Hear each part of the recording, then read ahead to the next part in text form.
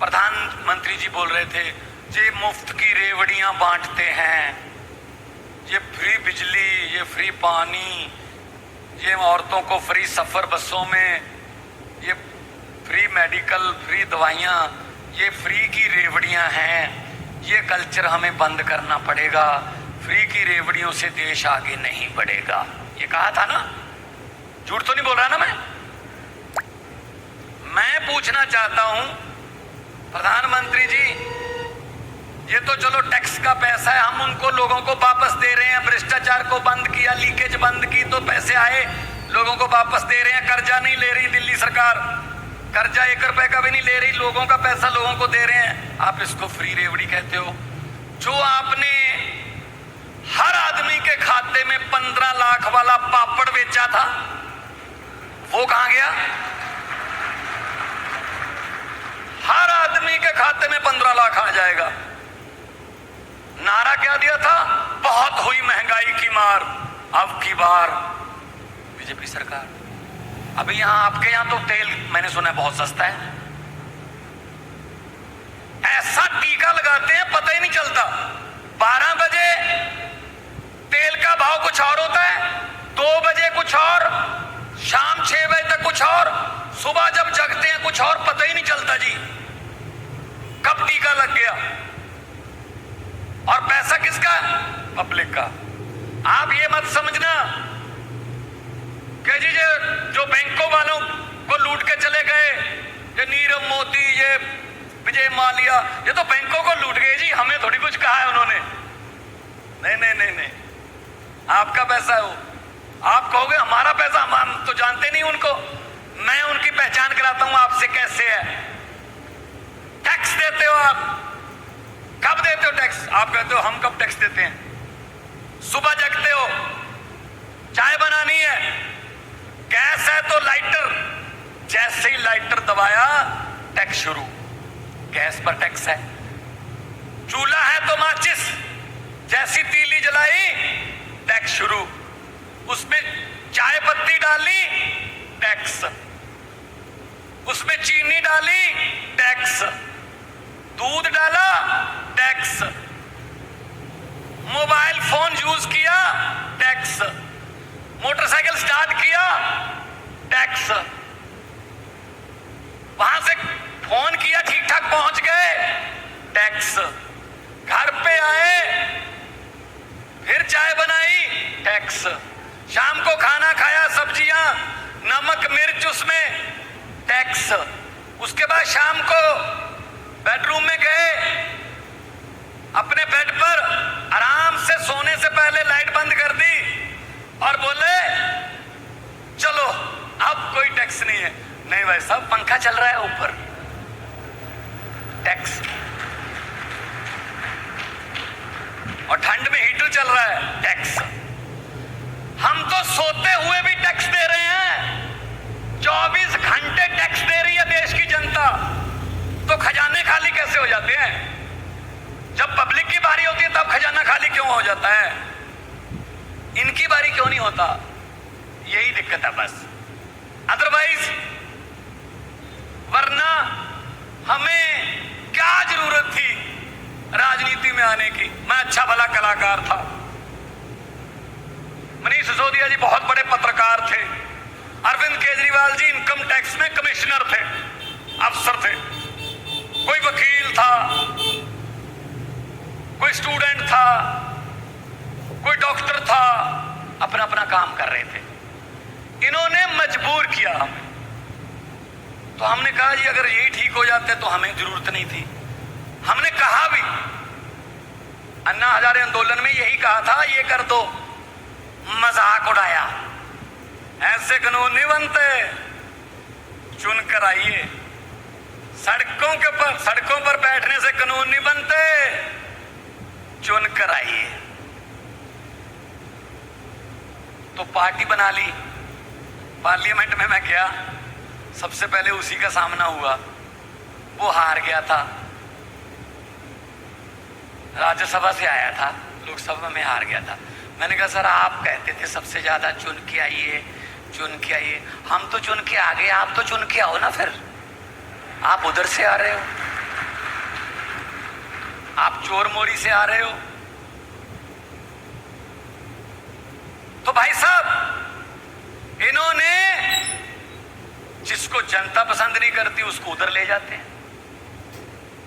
राज्यसभा बनी है अच्छे लोगों के लिए, वहां IIT के प्रोफेसर जाएं, वहां बच्ची जैसे खिलाड़ी जाएं, वहां पर्यावरण को प्यार करने वाले जाएं, पत्रकार बड़े जाएं, खिलाड़ी बड़े बड़े जाएं, कल्चर को प्रमोट करने वाले लोग जाएं। लेकिन ये इनके सारे उधर से हैं। फिर इलेक्शन कराने की जरूरत है क्या? क्या जरूरत है? उधर से लाने हैं। तो इसलिए मैं कह रहा हूं कि ये पार्टी आम लोगों की पार्टी है। मैं एक टीचर का बेटा हूं, कभी नहीं सोचा था जिंदगी में राजनीति में आऊंगा, कभी नहीं सोचा था MP बनूंगा, फिर कभी भी नहीं सोचा था कि CM बन जाऊंगा। लेकिन हाँ, इतना सोचा था कि देश को आगे बढ़ाना है, उसके लिए जिम्मेदारी जो भी मिल जाए वो करते रहेंगे, वो निभाते रहेंगे। तो आज हेल्थ की बारी है, सेहत की बारी है। नेताओं के तो सर में भी पीड़ हो न्यूयॉर्क, इनका ऑपरेशन लंदन से कम नहीं, क्योंकि उनको पता है कि डॉक्टर हम ही ने रखे हैं। उनको पता है यहां नहीं होगा, ठीक है, ये तो पब्लिक के लिए रखे हुए हैं। अच्छे हॉस्पिटल हों तो हमारे देश के नेताओं का भी यहीं पे इलाज हो ना। अगर उन्होंने बनवाए हों, बशर्ते कि बनवाए हों, तो अच्छे हॉस्पिटल और डॉक्टर अच्छे हैं, डॉक्टर की काबिलियत की कोई कमी नहीं है, लेकिन माहौल तो मिले ना। अगर MRI की मशीन में से कबूतर के घोंसले मिलेंगे तो कैसे डॉक्टर इलाज कर देगा जी? अगर आपको एक्सरे बाहर से करवाना पड़ रहा है, 90% दवाइयां बाहर से लेनी पड़ रही हैं, तो डॉक्टर क्या करेगा उसमें? तो आज जैसा दिल्ली में कामयाब अरविंद केजरीवाल जी की अगुवाई में हेल्थ सिस्टम चल रहा है, जैसा पंजाब में हम शुरू कर चुके हैं, हॉस्पिटल, आम आदमी क्लिनिक, डिस्पेंसरियां, जैसा दिल्ली और पंजाब में हो चुका है, बिल्कुल उससे भी ज्यादा अपडेटेड हिमाचल प्रदेश में आज गारंटी देने आए। अभी मन से बोलते हुए कहा गया था कि हम हिमाचल वाले हैं, फौज में जाने का जुनून है। पंजाब में भी यही है, हमें भी फौज में जाने का जुनून है।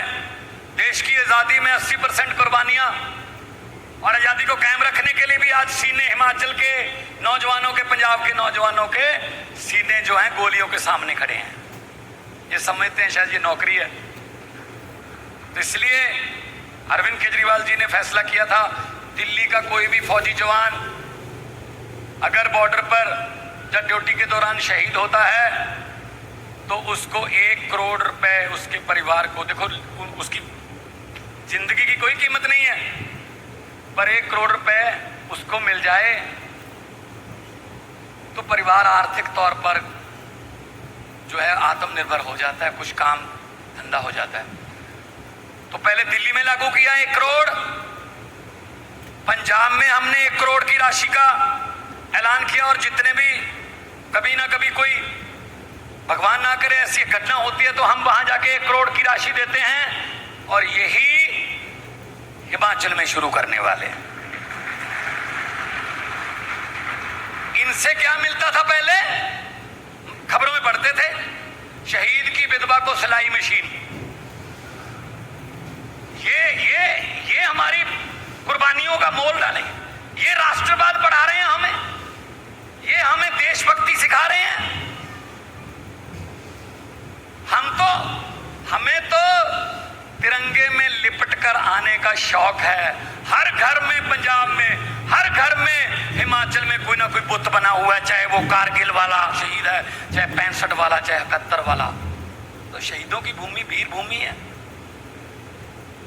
तो वहां पर अस्पताल, अच्छे अस्पताल और दूर दराज, क्योंकि अभी भी मुझे सुनकर दुख हुआ कि अभी भी अगर कोई प्रेग्नेंट लेडी दूर दराज गांव में हो, उसको अभी भी 4 आदमी जो हैं चारपाई पर उठाकर लेके आते हैं। मना लो 75 साल, क्या क्या क्या खोया क्या पाया, ये हिसाब लगाना कि अभी भी हमारी ये हालत है। पता नहीं कितनी महिलाओं की मौत हो जाती होगी, वहां तक दवाई नहीं पहुंचती। चांद पर कंट्रोल कर लिया अमेरिका वालों ने, मंगल ग्रह पर प्लाट काटने की तैयारी कर रहे हैं। हमसे हिमाचल के गांव तक नहीं पहुंचा गया अभी तक, वहां तक सड़कें नहीं बनी हमसे, वहां तक हमें दवाई नहीं पहुंचा सके, वहां तक हम पढ़ाई नहीं पहुंचा सके।